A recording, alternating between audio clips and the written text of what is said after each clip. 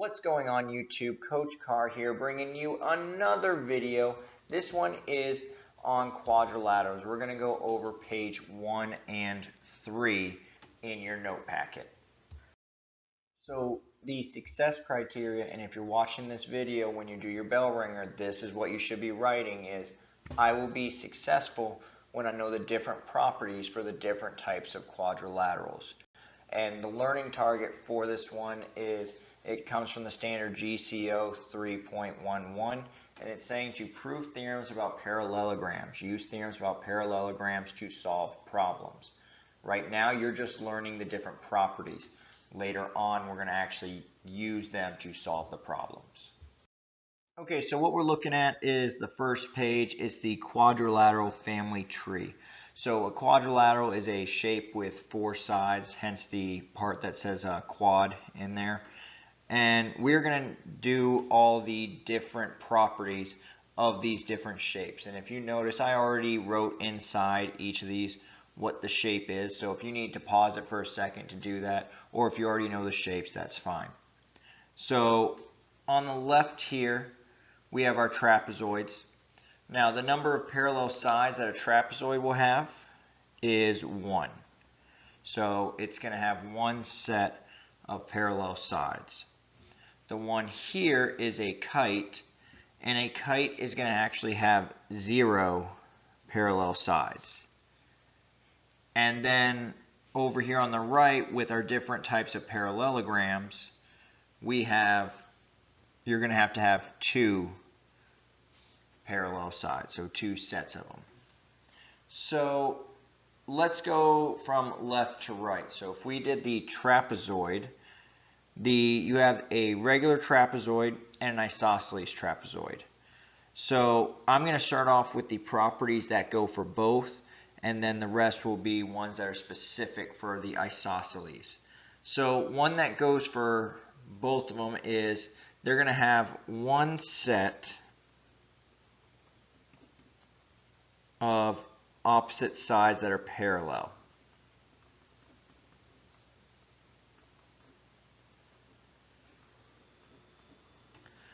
So, and those ones are called the base. So here and here would be the parallel ones. Those are my bases. They will also have 1 set of non-parallel sides. And those ones are called the legs. So the outsides that are not parallel would be the sides. And they also will both have if you had a mid-segment, it will be parallel to both bases.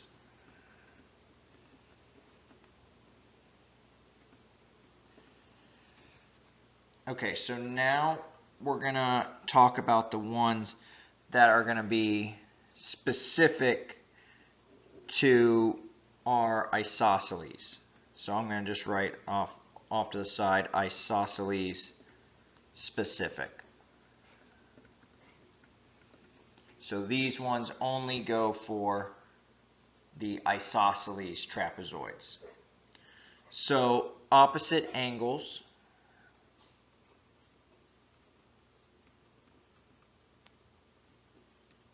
are going to be supplementary.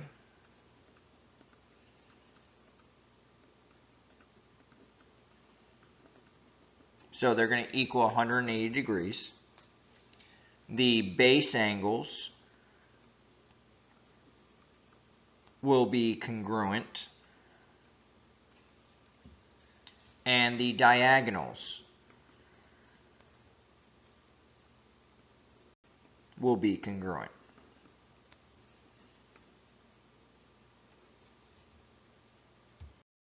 Okay, so the next thing we're looking at is the kite. And the first thing that we said about it earlier was actually that they have no parallel sides, so none of them are parallel. So the first thing that we want to know is with a kite, you're going to have 2 pairs of consecutive sides that are congruent.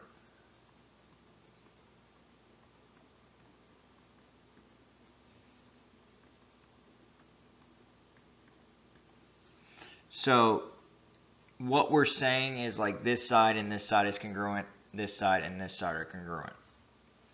Another thing we know is that they have one pair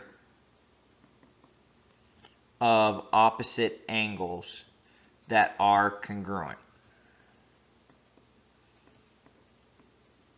So the angles that are going to be congruent would be the one here and the one here.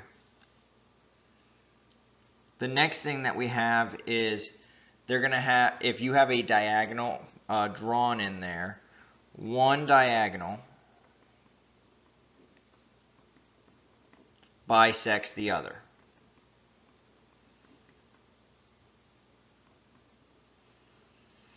So if you drew the lines inside here, the diagonals from one vertex to the other, this one here would end up getting bisected. And then the last thing I want you to know for this is one diagonal bisects the non-congruent angle. So earlier this was the congruent angle, so that means that if you had the diagonals, these are the ones that would get bisected. So bisect means cut in half. So the next thing that we're looking at is our parallelograms. So a parallelogram has to have two sets of parallel sides. So I'm first going to do the properties of a parallelogram. Now a parallelogram can be any of these shapes. So these are the properties that every single one of these shapes share or have in common. First one is that opposite sides are congruent. The next thing is that the opposite sides are parallel. So opposite sides are congruent, they're also parallel. We also know that the opposite angles are congruent.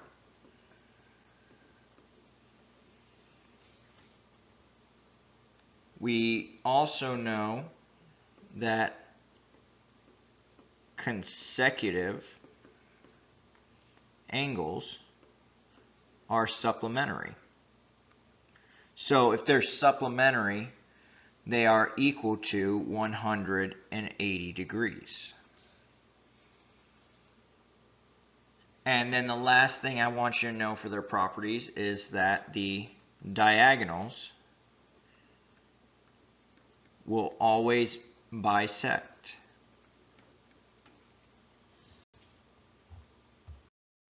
Okay, so now we're looking at the rectangle. The rectangle, some things that are specific for it is that all angles are congruent. And when we say they're congruent, they're actually all going to be 90 degrees. We also know with rectangles that diagonals are congruent. That's something else that's specific for a rectangle. And then the last thing is that opposite sides are both parallel and congruent.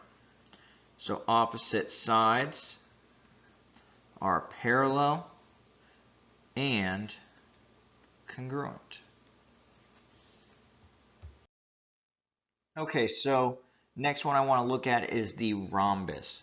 Now a rhombus is going to have all sides congruent, so very similar to a square in that case. It's also going to have the diagonals be perpendicular. So if it's perpendicular, that means it's going to make a right angle, a 90-degree angle. And then we also know with the diagonals that they bisect the opposite angles. So they cut them in half. Bisect opposite angles. And then the last thing that I would want to know is that opposite sides are parallel.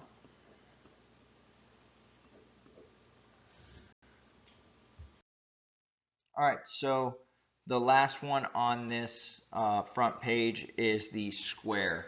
So the square, the first thing, like most of you hopefully know with squares, is that all sides are congruent.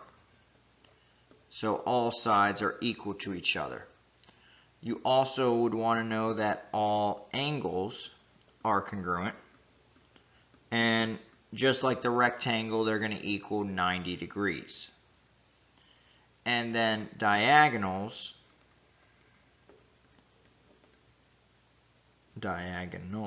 are going to be congruent as well.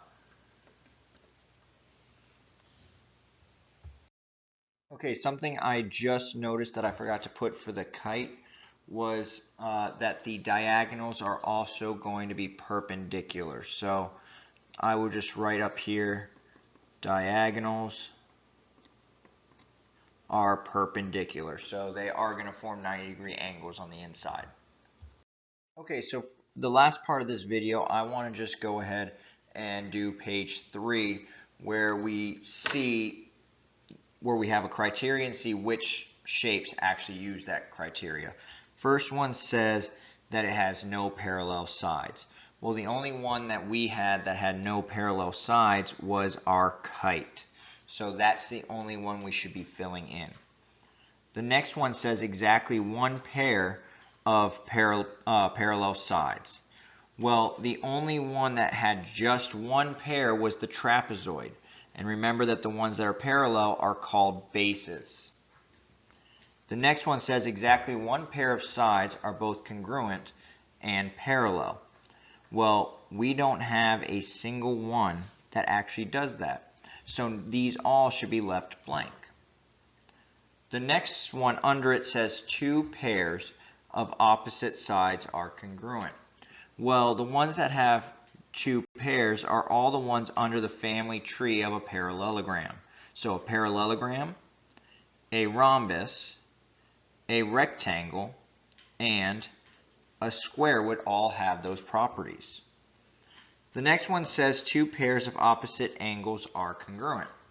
So that would be, again, everything under the family tree of a parallelogram. So we are going to have the rhombus, the rectangle, and the square as well. The next one says consecutive angles are supplementary. Remember that supplementary means that they add up to 180. And the ones that do that are everything, again, under the family tree of our parallelogram. So rhombus, rectangle, and square are also going to use it. Now the last one on here says that diagonals bisect the vertex angles. The only ones that do that are the rhombus and the square. So they cut those angles in half.